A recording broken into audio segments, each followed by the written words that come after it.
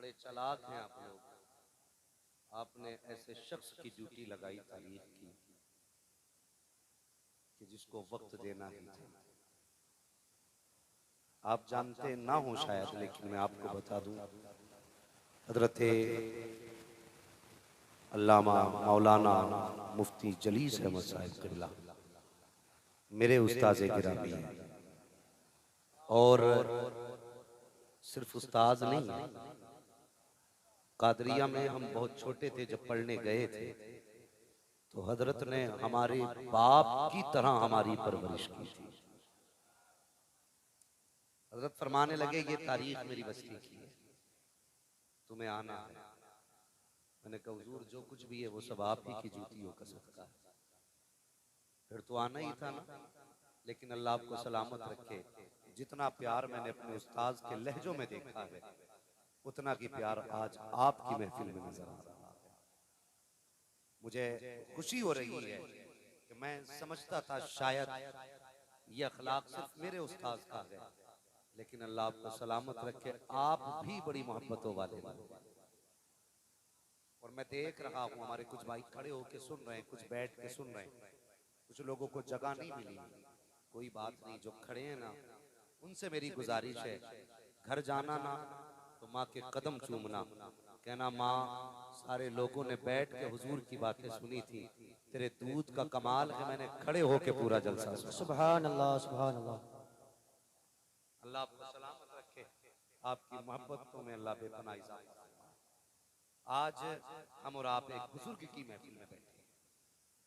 कोई भी न बरेलवी बन के सुने, न अहले हदीस बन के सुने, ना कि अपने आप को किसी एक मखसूस फिरके से जोड़ करके सुने, सिर्फ इंसाफ के कानों से मेरी गुफ्तगू सुनिए। बात अच्छी लगे तो किसी भी मकतबे फिक्र का बंदा हो हम वेलकम करते हैं। बैठ तो सही, दुनिया यही कहती है बरेलवी गाली देती है। बैठ तो और आके देख आला हजरत के नौकर कैसे वलियों की बातें करते हैं। सुभान अल्लाह, सुभान अल्लाह, सुभान अल्लाह, सुभान अल्लाह। के रस्ते में है जा बजा आने वाले, सुभान जोर अल्लाह। से जा बजा आने वाले, सुभान आने अल्लाह। वाले। आज मस्तान शाह रहमतुल्लाहि ताला अलैहि का उर्स मुक़द्दस है। अल्लाह वाले की महफिल में बैठे। हमारे बुजुर्ग फरमाया करते हैं कि जब उलमा की महफिल में जाओ तो ज़बान संभाल के जाओ, जब वलियों की महफिल में जाओ तो दिल संभाल के जाया करो, दिल संभाल के जाया करो। इसलिए कि ये सिर्फ जाहिर नहीं देखते, ये बातिन भी देख लेते हैं, ये बातिन भी देख लेते हैं। अल्लाह अकबर। अगर मैं लोग कहें साहब ये कैसे हो सकता है, गैब की खबर तो अल्लाह ही जानता है, मैंने कहा उसके जब बताए से उसके बंदे भी जानते। हम किसी भी बुजुर्ग के इल्म को जाती मानते ही नहीं, यहाँ तक कि हम नबी के इल्म को जाती नहीं मानते, हुजूर का इल्म भी आता है। ये वो जमात है जो निगाह डाल देती है तो ये बता देती है इसके दिल में क्या चल रहा है। मुझे एक बात याद आ गई और बताने लगा हूं। लोग कहते हैं आला हज़रत वली नहीं, हैरत होती, बड़ी तंग नजरी है उन लोगों के पास जो कहते हैं आला हज़रत वली नहीं। आला हज़रत की तो बड़ी जात है यार। चलो उनके बेटे की बात करें, दुनिया जिन्हें मुफ्ती आजम मुस्तफा रजा कहते हैं। सुभान अल्लाह, सुभान और अल्लाह। कैसे मुफ्ती जो मेरे मुफ्ती आजम के कलम से निकले, सारे फतवों में वही फतवा नुमाया हो। वाह वाह वाह, सुभान अल्लाह। फतवा और तकवा मुत्तकी बनकर दिखाए इस जमाने में कोई, सुभान एक मेरे मुफ्ती आजम का तकवा छुआ। अल्लाह। लोग कहते हैं वली कुछ नहीं कर सकते, मैं कहता हूँ वली बनने के लिए तकवा चाहिए और तकवे के लिए हलाल चाहिए। जब हराम खाएगा तो वली कहाँ से बनेगा, वली बनेगा ही कैसे। तो मैं अभी अभी मालदा गया था, एक कारी साहब के नाम से मशहूर है, कारी साहब क़िबला। तो वो बड़े बुजुर्ग आदमी थे, बहुत संजीदगी से बेटे बात सुने, बाकी गुफ्तगू घर जाके कर लेना, यहाँ तो शीत ले आइए, हम वहाँ जाते वरना डिस्कस घर करने बाकी मसाइल। तो वो उनसे मेरी मुलाकात हुई, बड़े बुजुर्ग आदमी। उन्होंने कहा कि मुझे खाना मुफ्ती अम्माद के साथ खाना है।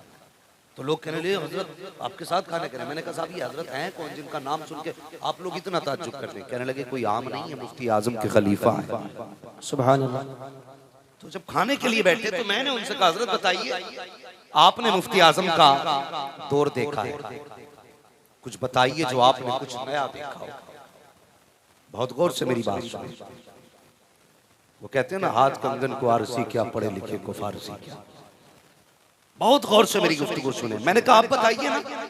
कहने लगे मौलाना मैंने एक जमाने तक मैंने इदारा पढ़ाया शाहजहां का, मुफ्ती आजम इनसे बड़ी कुर्बतें रही, लेकिन मैंने कभी खिलाफत नहीं मानी। तो मैं वापस जब मालदा आया ना, लोगों ने मुझसे कहा कि आपने मुफ्ती आजम से खिलाफत नहीं ली। तो कहने लगे मैंने कहा शायद मैं इस लायक नहीं था, अगर वो इस लायक समझते थे तो कहने की जरूरत ही नहीं पड़ती, और मैं इस लायक नहीं तो कहने से फायदा है। कहने लगे कुछ दिन मैंने मालदा यानी बंगाल में गुजारे, फिर मेरे इलाके के लोग जब अजमेर शरीफ जाने लगे कहने लगे तुम भी चलो बरेली। कहा क्यों? कहा तुम्हें खिलाफत दिलवानी। कहने लगे मैं उनके साथ बरेली शरीफ आया। जब हम बरेली शरीफ पहुंचे ना तो मुफ्ती आजम वुजू फरमा रहे। क्या फरमा रहे थे? मुफ्ती आजम हिंद वुजू फरमा रहे थे।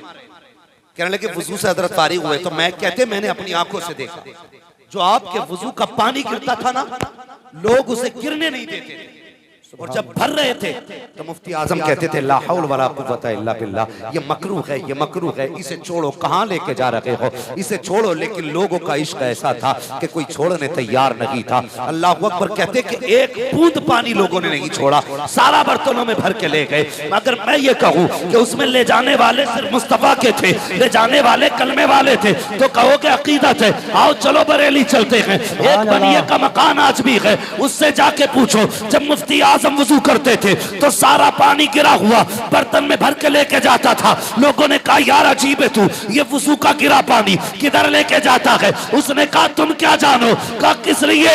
कहा अगर मेरे घर में कोई बीमार हो जाता है तो ये पानी पिला देता हूँ, आज तक किसी को अस्पताल ले जाने की जरूरत ही नहीं। नारे तकबीर, नारे रिसालत, मसलके आला हजरत फैजाने मुफ्ती आजम हिंद, नारे तकबीर।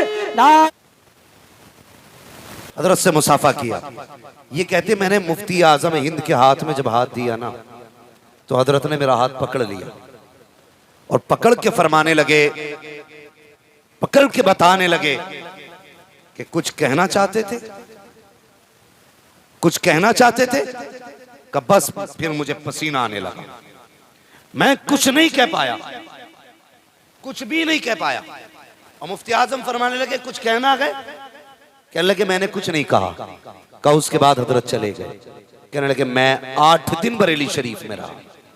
कितने दिन? सारे बोले कितने दिन? एक तो जनरेटर की आवाज ज्यादा, ऊपर से साउंड की आवाज आपने कम कर रखी है। तो भाई माइक की हटा लो, फिर मैं बिना माइक के भी बात कर सकता हूं। तवज्जो है आप लोगों की? थोड़ी सी आवाज इनको भी दीजिए। बहुत गौर से मेरी बात सुने, बहुत गौर से। फरमाने लगे मैं 8 दिन बरेली शरीफ में रहा। 8 दिन बरेली शरीफ में रहने के बाद कहने लगे मैं रोज नमाज पढ़ता और वजीफे में बैठ जाता, और इसी उम्मीद पे था शायद हजरत आज बुला लें, आज बुला लें, आज बुला लें। कहने लगे 8 दिन गुजर गए। फिर मैं गया आला हजरत के मजार पे उठ के। मैंने कहा हजरत अब बर्दाश्त नहीं होता है, बहुत हो गया, अब नहीं रुका जाता, अब मैं चला जाऊंगा, मैं नहीं रुकूंगा अब। कहने लगे मैं ये कह के वापस पलटा ना तो बाबू मियां हजरत के एक मुरीद थे, खादिम थे, वो तलाश करने लगे कहाँ गए फला मौलाना जो बंगाल से आए हैं। और ढूंढते ढूंढते मुझ तक आए। कहने लगे कहाँ थे? हजरत बुला रहे हैं। सुभान अल्लाह। कौन बुला रहे हैं? सरकार मुफ्ती आजम। कहने लगे हजरत बुला रहे हैं। अब जरा सुनना जो मैंने कहा, वली वो जान लेते हैं जो दिल में होता। कहते हैं जब मैं हजरत के पास गया ना जहां हजरत लेटे थे, तो कहते हैं मैं जब पहुंचा तो मुफ्ती आजम फरमा रहे थे वाह जी वाह, अजीब है, चले जाएंगे, नहीं रुकेंगे, या तो खिलाफत दो वरना नहीं रुकेंगे। कहते हैरत में था, जब मजार पे कहा था तो कोई दूसरा सुनने वाला ना था। जब हजरत के पास पहुंचा तो पता चला, मैं बाद में आया, हजरत को पहले पता चल गया। फरमाने लगे खिलाफत ही चाहिए, हाथ बढ़ाओ। कम मुरीद भी किया, खिलाफत भी दी। पता ये चला अल्लाह वाले सिर्फ चेहरा नहीं देखा करते, जो दिल में होता है उसे देख भी लेते हैं। सुभान अल्लाह, सुभान अल्लाह, बहुत खूब, सुभान अल्लाह, सुभान अल्लाह। अल्लाह वालों की शान होती है। अल्लाह सलामत रखे। एक अल्लाह वाले की चौखट पे आप बैठे हो, अल्लाह वाले की बारगाह में आप बैठे हो, और लोगों अल्लाह वालों से प्यार करना, इसकी अल्लाह ने बेपनाह बरकतें रखी। हाँ, सामने जो एक छोटी सी कब्र में लेटने वाला बंदा, जिसे सिर्फ मस्तान कहते हो, जिसे सिर्फ मस्तान कहते हो, वो रब का महबूब है, रब का प्यारा है, और जो उसके प्यारों से प्यार करता है अल्लाह उससे प्यार करने लगता है। सुभान अल्लाह, सुभान अल्लाह। हम किसी भी वली को खुदा मानते हैं? बोलो, नहीं, खुदा मानते हैं किसी को? नहीं, नबी नहीं मानते ना। उम्मत में से किसी को हम नबी नहीं मानते। नहीं मानते। हाँ, यूं तो सारे नबी खुदा के वली हैं। लफ्ज़े वली कह करके कोई ये ना कहे इसने नबुव्वत का भी इनकार किया ना। हम उम्मत में किसी को नबी नहीं मानते, लेकिन इतना जानते हैं वली अपने पास से नहीं, रब की तौफीक से देता है। सुभान अल्लाह, रब की तौफीक से देता है। एक बुजुर्ग गुजरे, उनका अपना बिजनेस था कपड़े रंगने का, तो लोग उनके पास आते कपड़े रंगवाने के लिए। कहने लगे हज़रत जी ये कपड़े रंग दो, आप रंग देते थे। एक दिन एक शख्स आया, अपने कई जोड़ी कपड़े दे के चला गया, कहा मेरा ये कपड़े रंग देना। आप भूल गए, किसी काम में लग गए। 2-4 दिन के बाद आया, कहने लगा मेरे कपड़े तैयार नहीं किए। फरमाने लगे मैं भूल गया। कहने लगे आप भूल कैसे गए, मेरे कपड़े थे। वो गुस्सा हुआ, फरमाने लगे गुस्सा क्यों होता है, अभी रंग देते। आपने सारे कपड़े लिए और एक ही बर्तन में डाल दिए। अब फिर क्या था, कपड़े वाला बस कपड़ों से बाहर। कहने लगा जी मैं तो अलग अलग रंगवाने लाया था, तुमने एक ही कपड़े में डाल दिए। अब अल्लाह वालों की शान देखो, मुस्कुरा के कहने लगे तो क्या हुआ, का सब एक ही रंग के हो जाएंगे। गल्ला था घड़ा, हाथ डाला, फरमाने लगे बता कैसे रंग के कपड़े चाहिए। वाह वाह, सुभान अल्लाह, सुभान उसने कहा मुझे सफेद रंग चाहिए, हाथ डाला, उसी से सफेद निकाल लगे हैं। अब कैसा चाहिए, कहा नीला चाहिए, हाथ डाला नीला निकाल दिया। अब कैसा चाहिए, फिरोजी चाहिए, उसी कपड़े से फिर वैसा कपड़ा जैसा मांगता रहा, देता रहा। अल्लाह अकबर, हैरत में था, झांक के देखा एक कलर का पानी, अलग अलग रंग के कपड़े, का ये कैसे निकल रहे हैं। तो उन्होंने कहा था तूने नहीं जाना, जब उनके गदा भर देते हैं शागाने ज़माना की झोली, मोहताज का जब ये आलम है मुख्तार का। सुभान अल्लाह, सुभान अल्लाह। नारे तकबीर, नारे रिसालत, मसलके आला हजरत, फैजाने औलिया इकराम, नारे तकबीर, नारे रिसालत। सुभान अल्लाह, सुभान अल्लाह।